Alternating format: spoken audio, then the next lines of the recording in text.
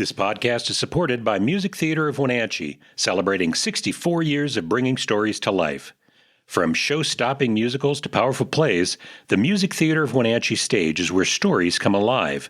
Now they are writing the next chapter, and you can help make it happen. To support the next act of community theater in Wenatchee, visit annex.mtow.org and donate today.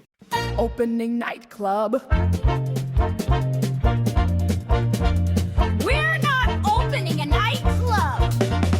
It's the opening night club. We can't wait to watch an opening night show, because on opening night we always go with our opening night club.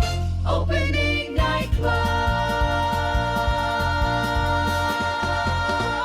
Welcome back to the Opening Night Club podcast. This is the podcast where we get together every week to discuss and celebrate all of the local theater and performing arts here in Central Washington.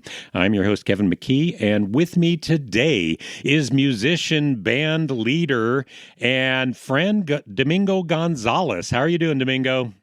Kevin, it's an absolute pleasure to be here. Thank you for having me. We are glad to have you as part of the Opening Night Club, and I can't wait to talk to you about all things music.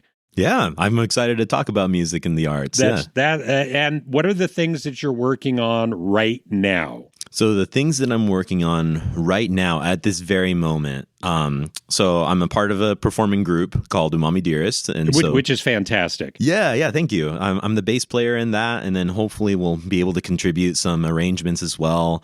And we have some performances lined up for this year in the spring, summer, and the fall while it's still okay to be outside. And then I'm also working on arranging the band and getting things together for 1776 the musical for Hot August Nights. Which I've heard of. I've heard of that show. Yeah, for Hot August Nights, 1776. Yes, I will be in that show. Yeah, we'll be working together. We will be working together. All right, fantastic. Yeah. So, Umami Dearest, who's in Umami Dearest? So we have an amalgamation of fantastic musicians here in the Valley. We got Rhea Foster, who's the vocalist. We have myself, bass player, Todd from Syndicate Smith. He's our piano player. We have a couple reed players as well, Kyle Summers.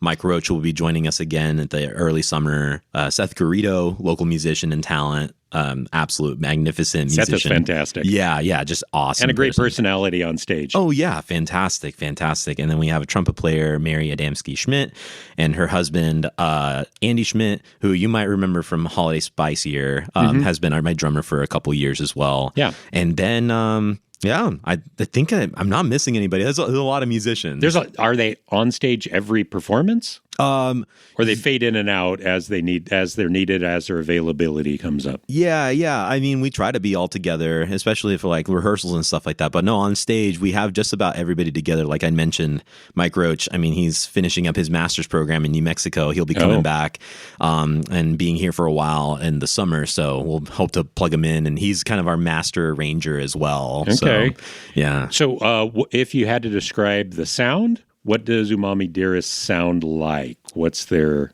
It's a lot of their vibe? Funky horn arrangements. We got some neo soul and R&B music coming out, and then we're actually workshopping a little bit with Kyle Summers on doing a couple arrangements from Supertramp and making them more like band, like R&B, like infused music. Is there a pent-up demand for Supertramp? I think within the group, we didn't realize we needed that. And then we started hearing the arrangements and we're like, oh, yeah, this really grooves. So is that your thing? Are you a Supertramp super fan, or is there somebody else who's pushing this one? Oh, well, I mean, I've listened to Supertramp. I mean, everybody has. I mean, either if it's been on like 102.1 The Quake or something else like that, like listening to it. I mean, everybody's heard the Logical Song. Everybody's heard like Breakfast in America. Yeah, the Breakfast in America album, I like own that. But I mean, that was a long time ago. Yeah. That's a very old album. We're talking, it's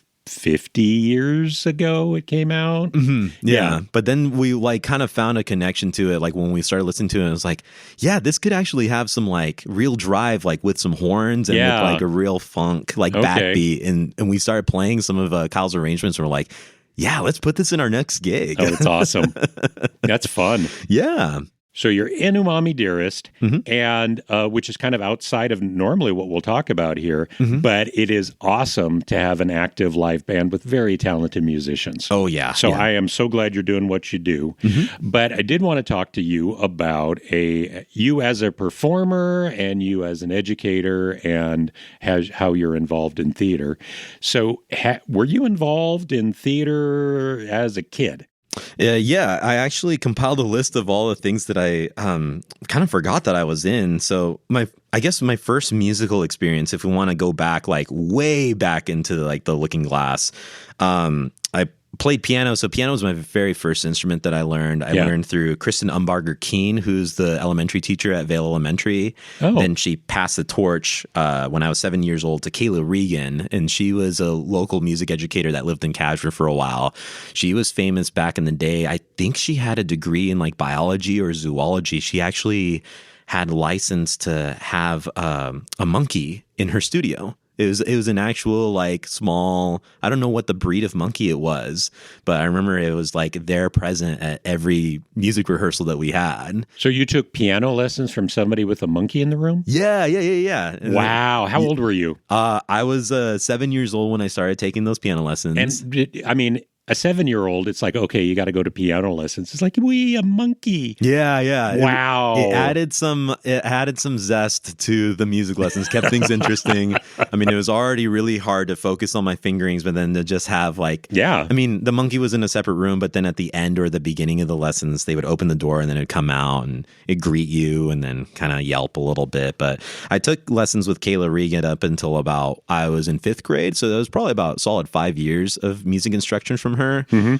She was great. She took me to my first music competitions at Central Washington University for the Sonata Sonatina Festival.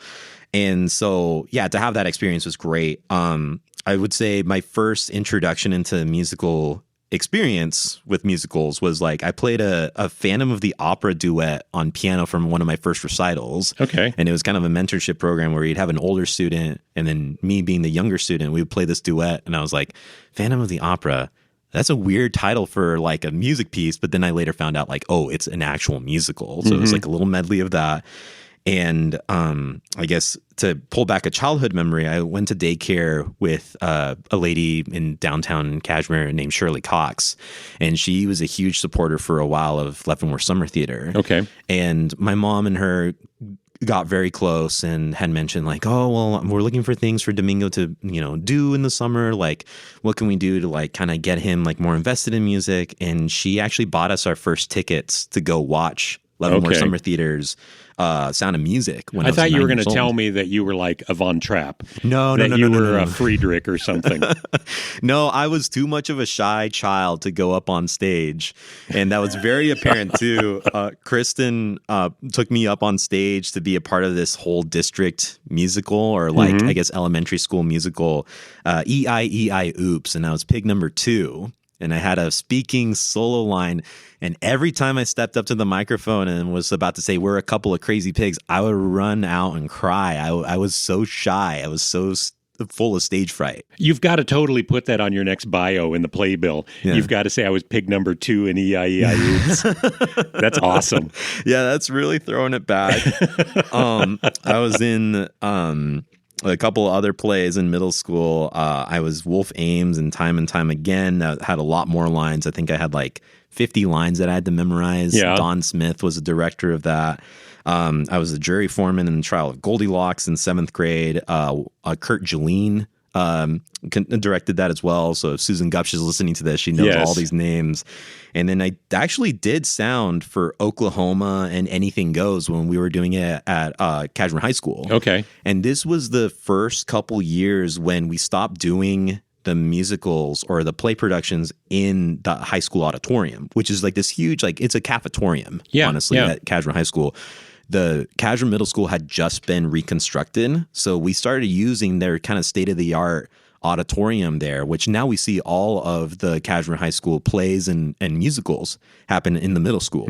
And so to be introduced to that soundboard and just to kind of get my teeth cut essentially on that. What grade were you in at that point? So Oklahoma, I believe, was the we did it in the winter of 2008. Okay. So I was a sophomore, and then the next year I took the reins and Anything Goes. And I believe I was tutored then by Don McCormick. Michael McCormick was a freshman at that time. So I was getting all my instruction from Dawn, and she would be very much like on it and be like, hey, you need to bring up the mics here, or you need to like cut the mics here. And it's just like kind of a high pressure system. But I mean, diamonds are made in high pressure, right? Yeah. So no, Dawn's a great teacher. Yeah. Yeah. So that was when Dawn was at Kashmir High School as the vocal teacher. Yeah. And she's right now retiring from Wenatchee. I know. Yeah. It's an amazing legacy that she left behind. I was in her choir for about 3 years. Okay. So I never did concert choir, but I did jazz choir as either an instrumentalist, and then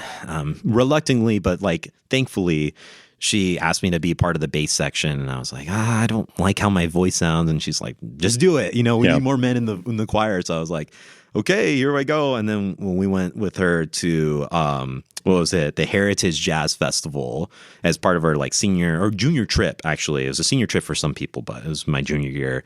So just to have that type of exposure as well with being in Ken Chalmers' jazz band too.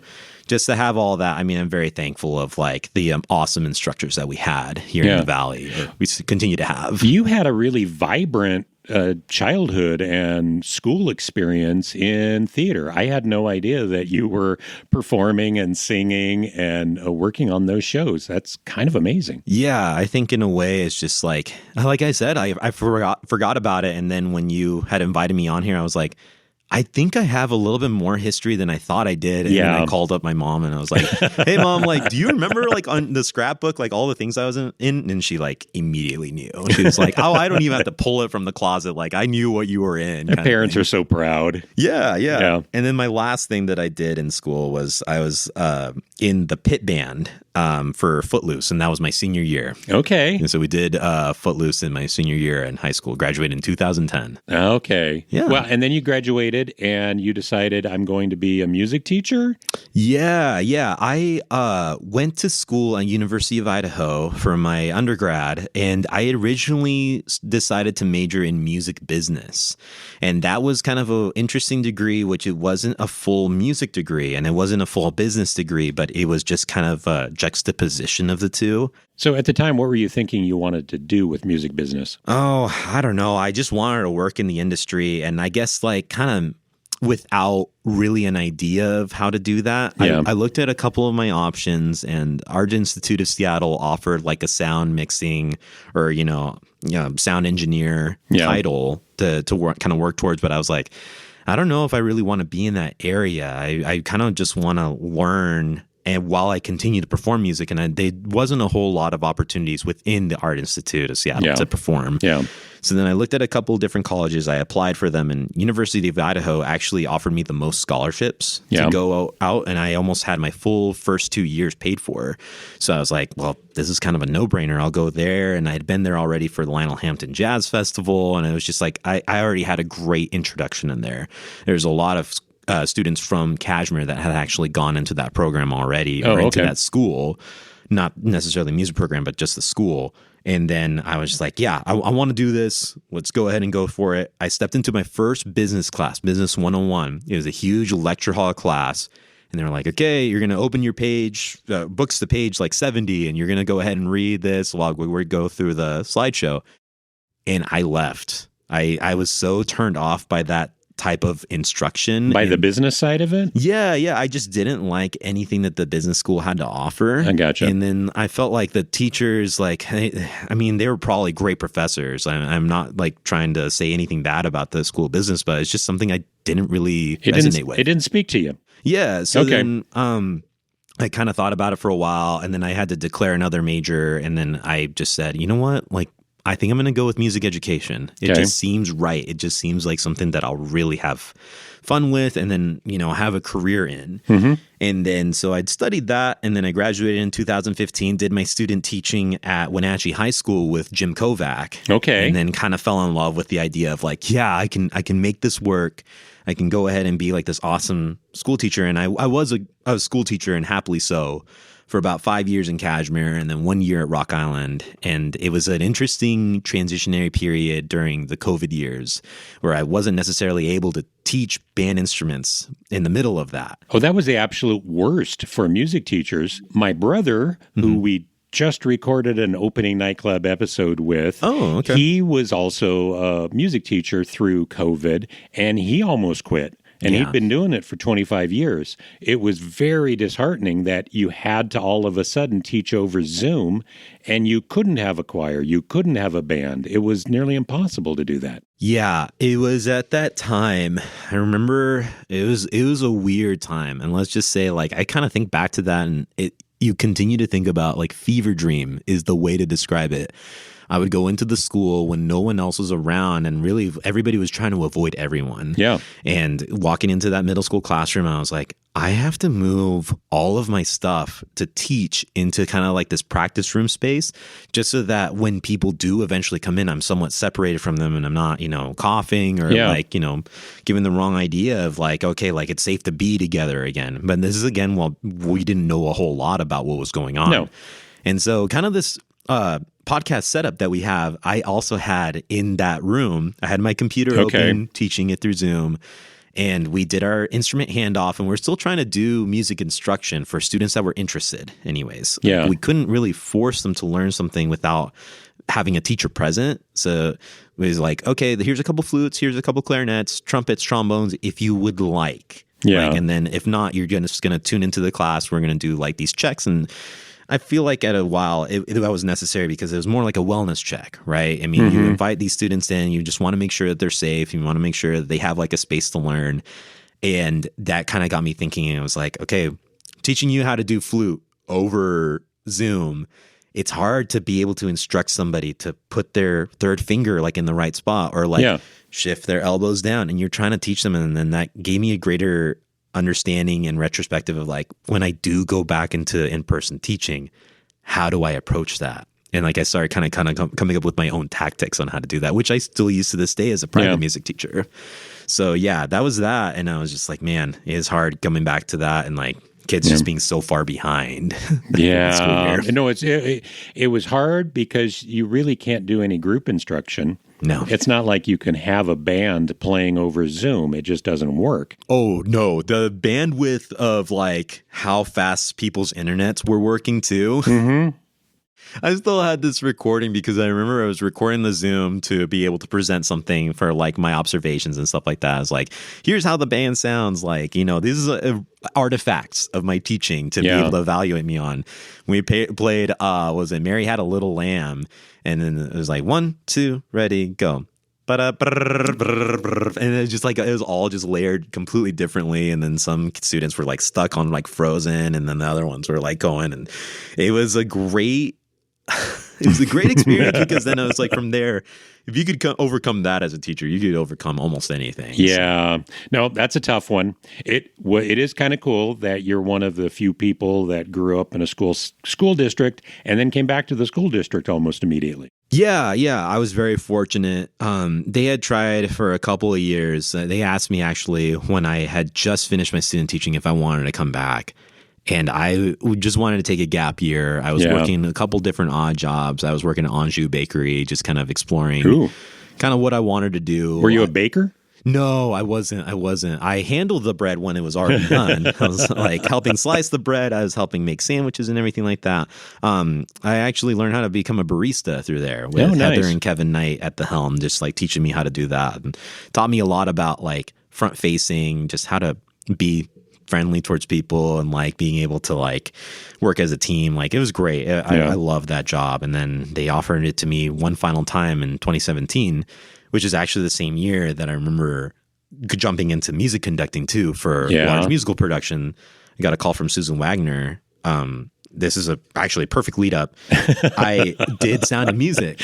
Yes, you did. And conducted that. Yes, that was the year I was directing. Mm-hmm. And we were talking about this and I spaced it off, but you were conducting for me. And I think our Maria was Stephanie Etherington. Yes, that's correct. Yeah. And she was fantastic as Maria. And she is now the lead in Legally Blonde. Yes.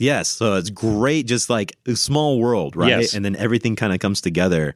So that was at the end of my career at Anjou, and then the beginning of my career going in as a music teacher, as first-year music teacher.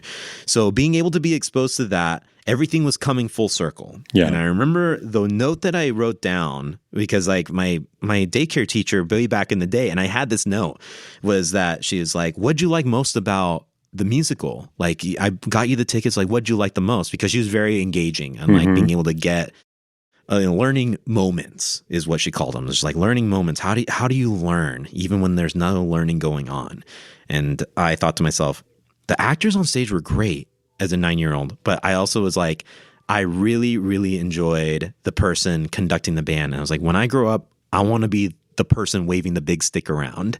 And then what happened, I ended up being the person that was waving the big stick around. You were waving the big stick around. Yeah, precisely. So just doing that whole thing was just an amazing experience. I mean, it was great working with you. It was great working with Stephanie. Great working with Susan Wagner. And then I had a fantastic piano player, Grayson, who's now working at... Grayson Smith. Yeah, Grayson Smith. Yeah. Who's working at Walt Disney World now. Or Disneyland or Disney World? I think he's at Disneyland. I think he's in California. Okay. If he is the ragtime piano player on Main Street. His full-time gig, it's something he always wanted to do.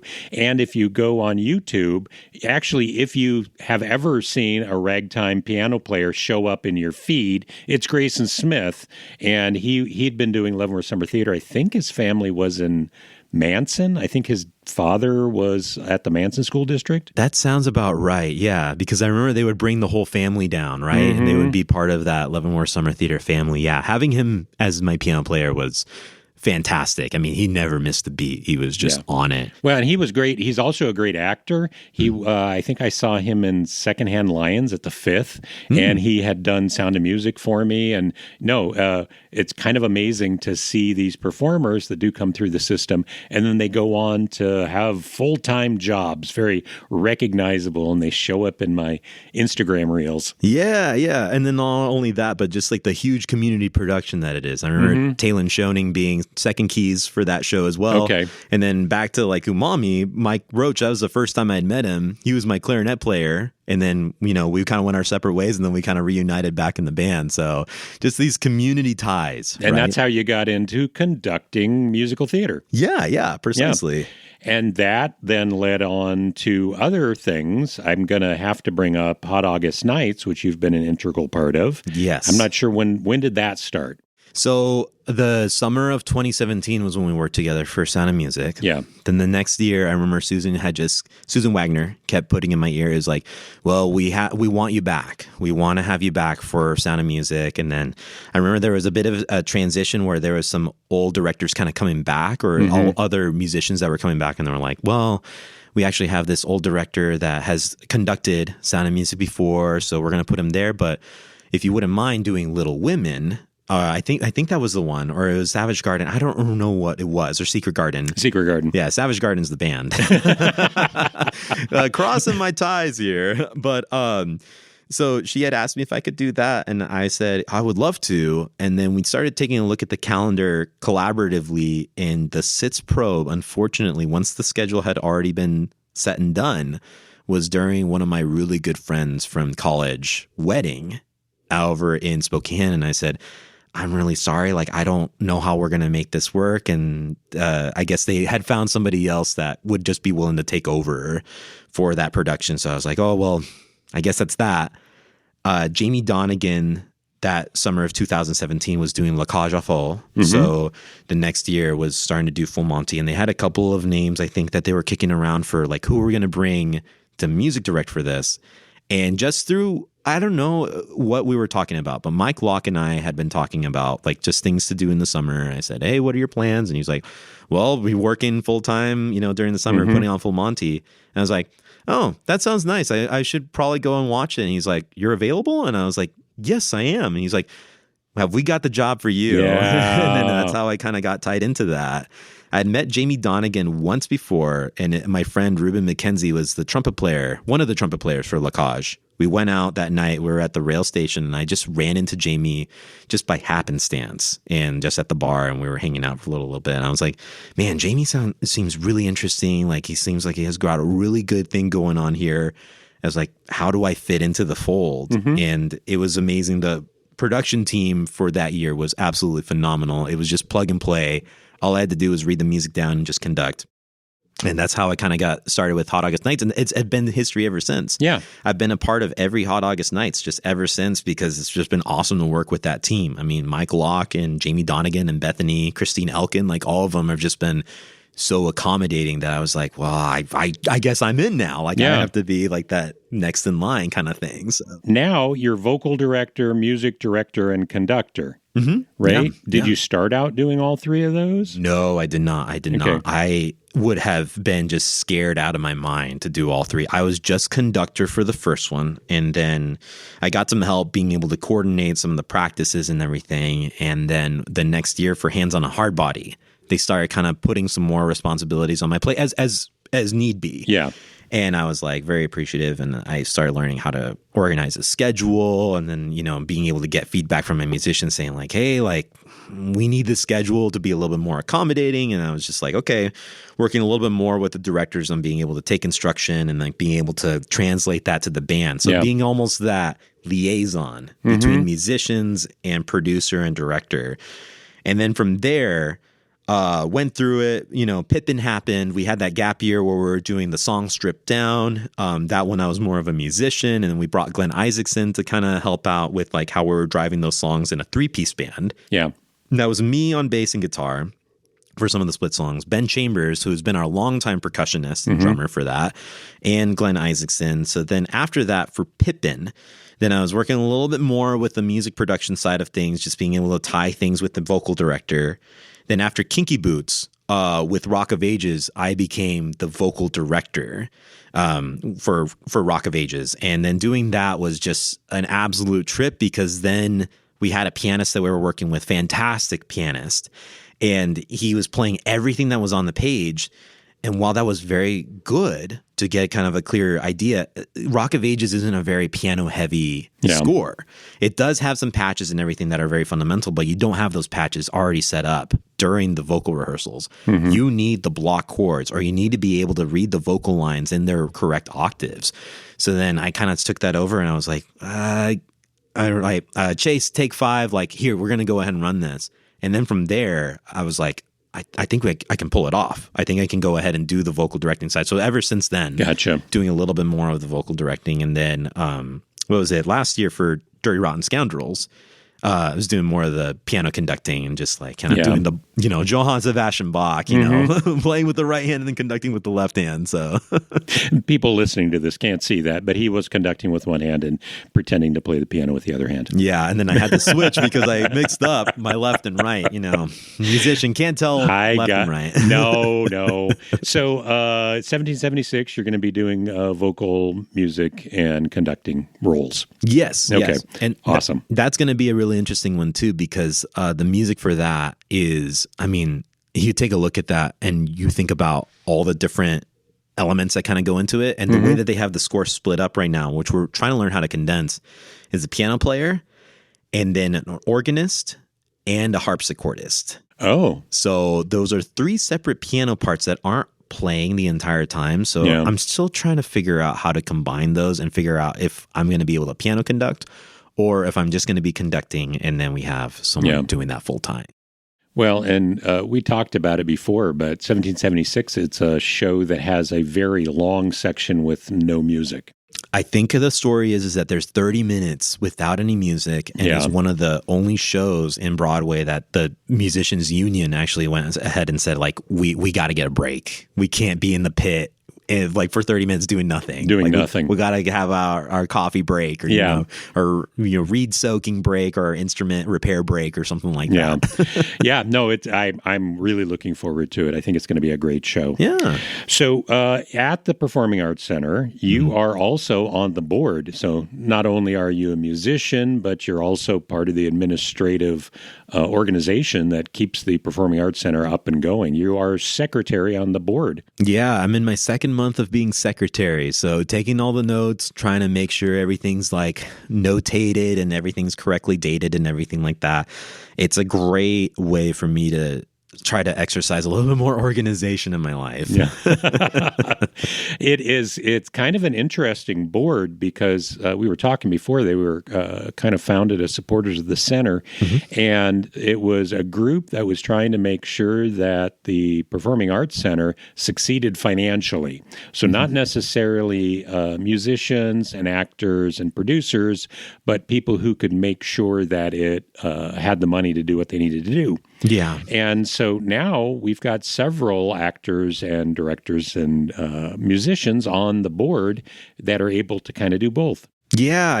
It's absolutely amazing the people that we have on the board and their contributions to the PAC, and just to make sure that everything's just like running along, and obviously creating those closer ties with the staff and, you know, with our executive director, Alex Haley, just making sure everything's just like transparent and everything's running smoothly. I mean, it's great. And from what I hear, it's like a pretty great board from the evolutions and the different, you know, cycles of the PAC. I'm really happy to be a part of it at its current state, and hopefully we'll continue to contribute. Yeah. No, I thank you for doing that. Thank you for your service on the board at the PAC. Yeah. You're also involved up at ICCA. You're the artist liaison for ICCA and all of their incoming artists. Yeah. So a little bit about that. So I'm going to be coming in on 2 years of being the artist liaison. Well, formerly community arts manager, which was an interesting title. There's different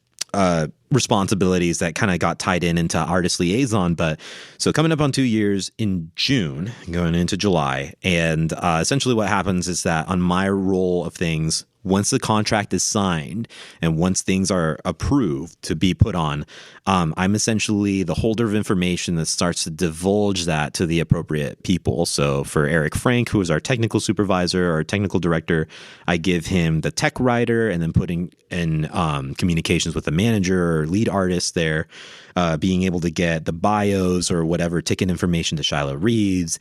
And then even before that too, being in conversations with Rhea Foster, who is our programming director as well, and being able to go into meetings and, you know, just seeing what needs to be done, or if this fits like our current mission, or like what our clients are interested in, our you know, our theater goers. So it's a really, really awesome team to be a part of. And it's going to be really, really exciting to see how we're going to be able to progress in these next coming months and next year. So yeah, really, really exciting stuff. I hate to say this, but as you're describing what you're doing at ICCA, you know what it says to me?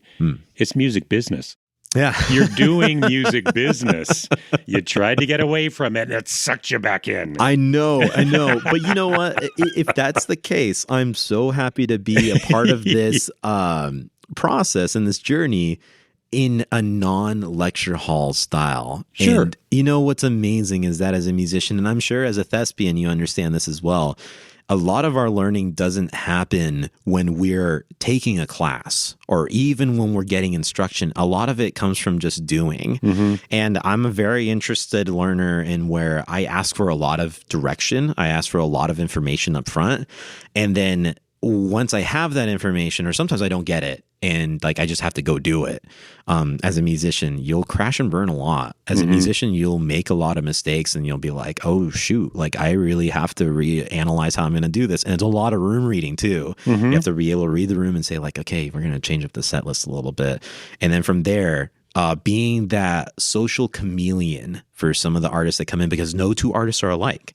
One is going to be like very just like, oh, I've done this before. Like, let's just get in 2 hours before the show, do our sound check, you know, play a couple notes, and we're good to go. And they're on their merry way, and you say, thank you, hope to work with you again. And then the others, they're like really invested in your work. So part of what I do at ICCA is like the visiting artist series as well. So going into the schools and being able to do like assemblies for groups and do educational workshops, doing that, it just allows you to like really get invested with their art. And also on the reciprocal side, they're invested in what your process is. You hand them the schedule and they're like, oh, this is actually a lot more thought than when we've gone into. We just usually email the teachers, and whoever raised their hand first and says, we'll go visit them. Like, you have some sort of process to make sure everybody gets represented. Well, and having that many different groups come in, it kind of hones your own process. Oh, yeah, definitely. That you can see what other people are doing. You're like, hey, that's a pretty good idea. I'm going to steal that and write it into our processes. Yeah, very much so. Very much so. So I hate to do this, but you are a very, very busy person. In addition to that, you are also still teaching music lessons. Yes, I am. So let me run you through the life cycle, the week cycle of Domingo Gonzalez. So I currently have 3 different jobs. I'm working at Works of Wenatchee Valley, which I've been employed there since the pandemic. I was interested in getting my personal training certification. I work there Monday through Friday from about 5:30 a.m. to about 9:30 a.m. Afterwards, if I need to make the trip up to Leavenworth, I'll do that with ICCA or work remotely from 10:30 to about 3. And then anytime after that, if there's time and there's no events going on, I'll be teaching music lessons at either Avalon Music or even at ICCA. I'll host a couple of music lessons for local, students that are up there. Leavenworth. Yeah. Wow. You're a busy guy. Oh, yeah. Yeah. You are known. And if you're listening on the radio, of course, you don't know this, but Domingo is one of the most physically fit people in the band normally.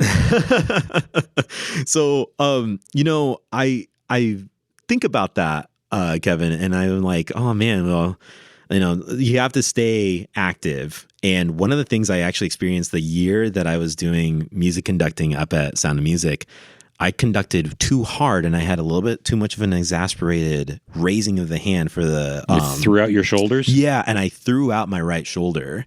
And I've had problems with it ever since, but then it's all about how we move our bodies and how we maintain. You had a conducting injury? I had a conducting injury. Wow. I did not report it. I don't know how does L&I handle that? Oh, I don't know. They probably just say conduct with the other hand.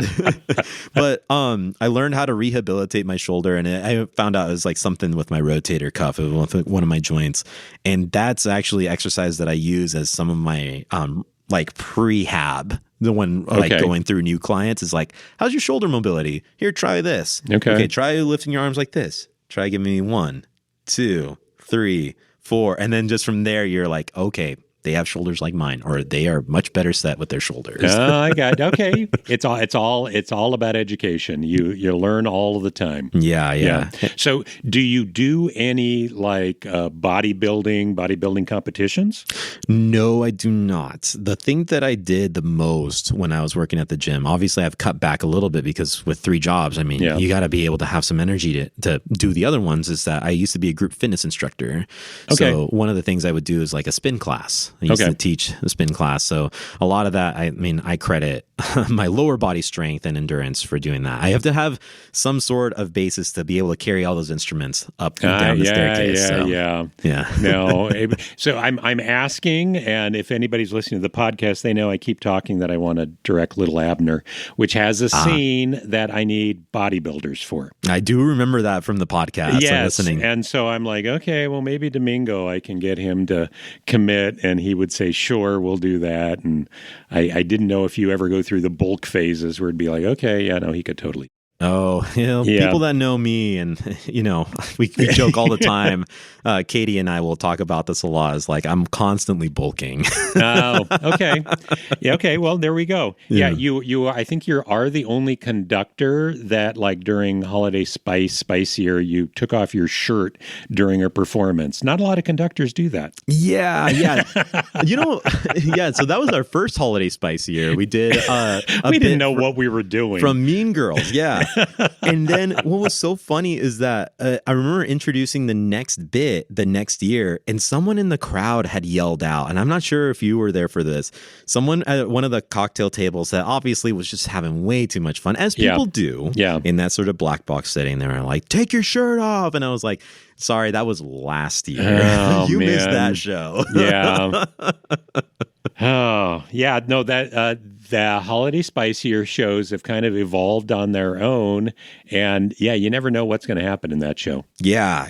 And that's been amazing to go through, because that's also kind of throwing the iron into the fire, and you're just like, whatever happens. Mm-hmm. And what's really interesting about that is the same thing with the musicians.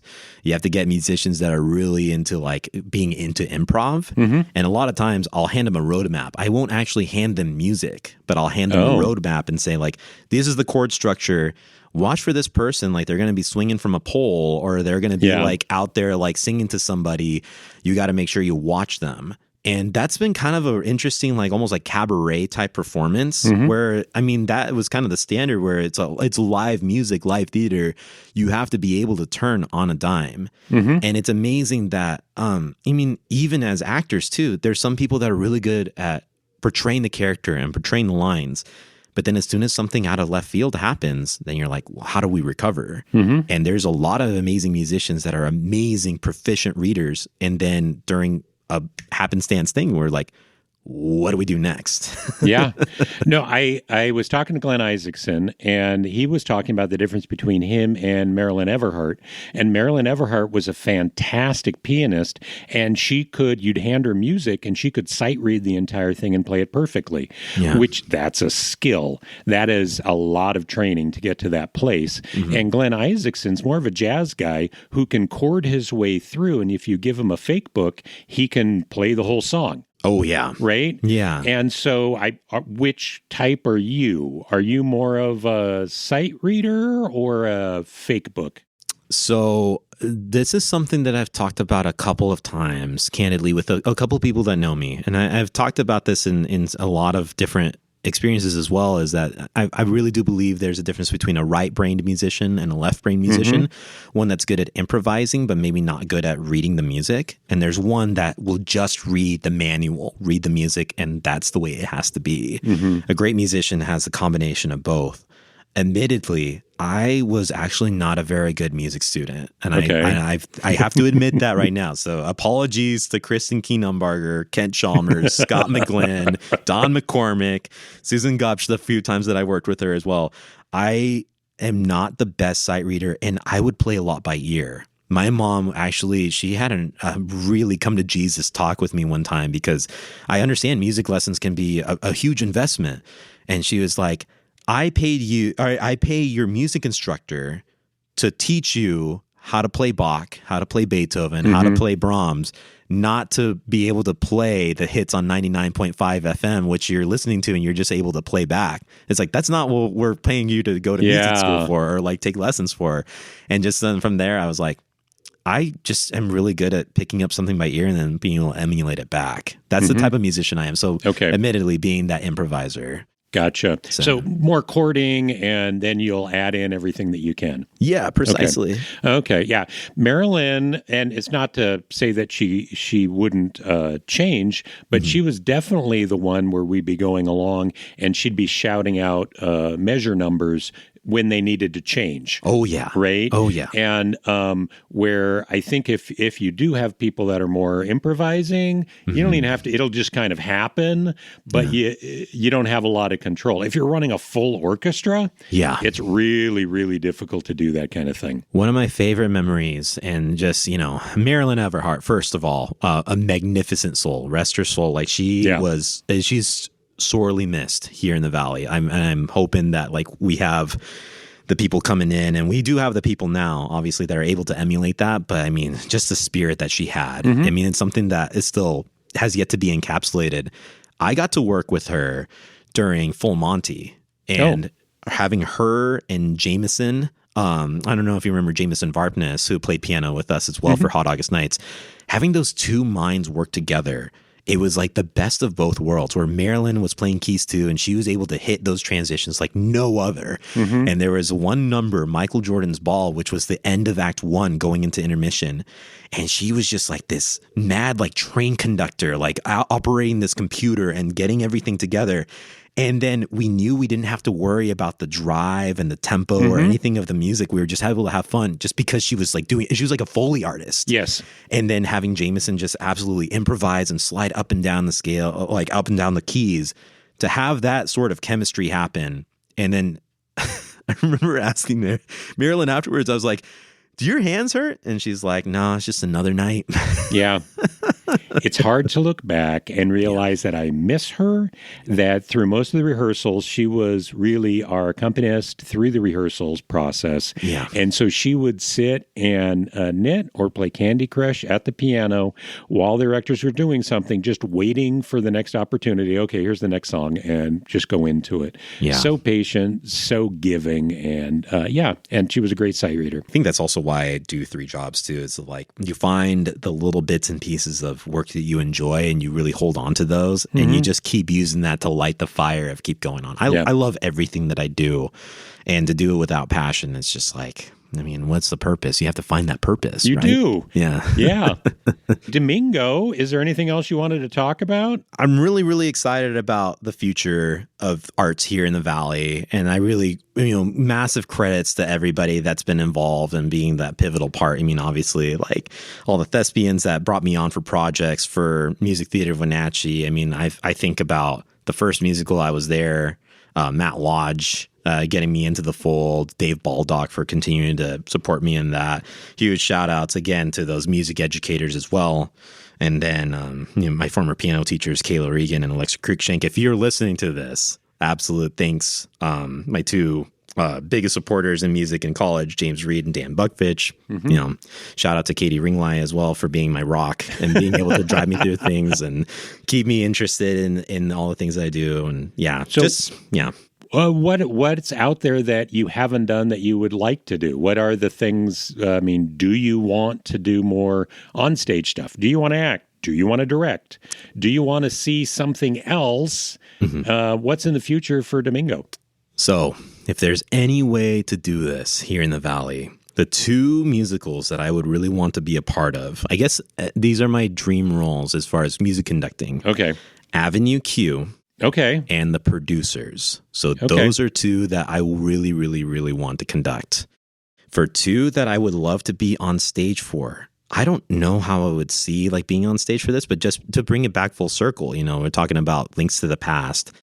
Phantom of the Opera, just because I've played in it, I don't know what I would be in it, but I just want to be a part of it. Okay. And I mean, the orchestra for that is huge. I don't know how I would conduct that kind of orchestra, but the other one, just because my vocal range fits a little bit more into that, is Neil Diamond's A Beautiful Noise. So something like that would be fantastic. But yeah, those would be like my 4 go-to. Like if I get those done in Wenatchee, I mean, I'm happy. Okay. Yeah. Is there a musical thing we just watched the Frank Sinatra thing. Oh, yeah. Right? Yeah. Is there something out there that you're like, you know what, if I could wrap a show around this and actually make it my thing, what would you want to see done? Oh, so this is something that I did talk about, and I don't know a lot about a project that would encapsulate this type of music, but like I think about like the amazing influence in Latin music, and to do Buena Vista Social Club, like in a way, like that's like a review, that would be absolutely amazing. That's something that like I find bits and pieces of like music I used to listen to as a kid. My mom would put in the background, like while she was cleaning or cooking. And some reason that Buena Vista Social Club always seems to encapsulate ties between modern music and then music that she would listen to. Okay. Yeah. Now, Buena Vista Social Club, that's Cuban musicians, right? Yeah. A lot of salsa influence. A lot of salsa. Do we have local musicians that can play that like already? Oh, I think the big tie for that is... I mean, we've got a lot of mariachi that, honestly, there's not a lot of crossover to musical theater and mariachi. And there should be, but there's not. Could mariachi play Cuban salsa? So I think the big thing to think about is the components of salsa music. It's a lot of percussion, and it's a lot of like these kind of auxiliary pieces. And I think there's a great way to tie over the students that we have here in the Valley that are so immersed in the arts, and they bring in a lot of cultural identity to it. So being able to almost create a mentorship of like some people from big band or some people that have been involved with like other like band components that have played maybe some salsa or some bossa nova or, some other type of music that has some of that Latin influence or some of that percussive drive, and then bring in students that are able to play like some of those strings. So I'm almost thinking bigger, like mariachi students that also have ties in the orchestra, like Wenatchee High School Orchestra or Eastmont High School Orchestra. How do you get them involved? Some of the trumpet players that are ready to go, some of the saxophone players, have that in there, and man, you've got a band.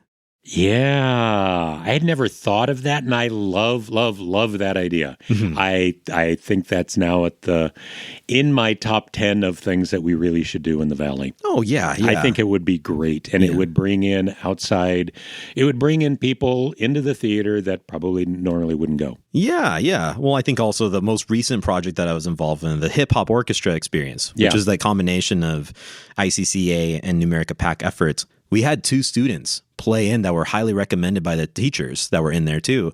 And one of the musicians just kind of turned around, Juwon Kim, and he was like, "Are you guys high schoolers?"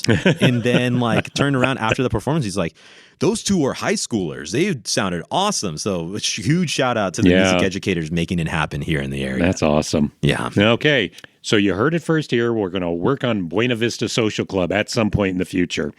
Oh, Domingo, it's been great having you on the podcast today. Yes. We have learned a whole ton about you, and we'll be working together on 1776 this summer. Yep, super excited. And there will be all sorts of opportunities to see the stuff going on at the PAC that you are helping to organize. So everyone out there, make sure that you do go out and see some theater. Go out and make sure you see Hot August Night 1776. And whatever you do, make sure that you go out and see another opening night.